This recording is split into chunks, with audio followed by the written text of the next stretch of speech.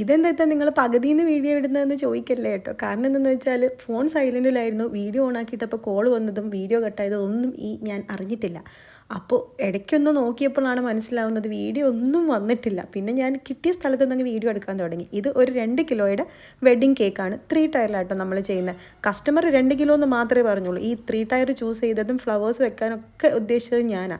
കസ്റ്റമറിന് കളർ മാത്രം വേണം, 2 കിലോ കളർ ഗ്രീനും 2 കിലോയുടെ കേക്കും മാത്രമേ കസ്റ്റമർ പറഞ്ഞുള്ളൂ. ബാക്കിയെല്ലാം ഞാൻ എൻ്റെ സ്വന്തം ഇഷ്ടത്തിന് അങ്ങ് അഹങ്കാരിയായിട്ട് ചെയ്തതാണ് കേട്ടോ. പക്ഷേ ഫൈനൽ ലുക്ക് എല്ലാവർക്കും ഒരുപോലെ ഇഷ്ടപ്പെട്ടു.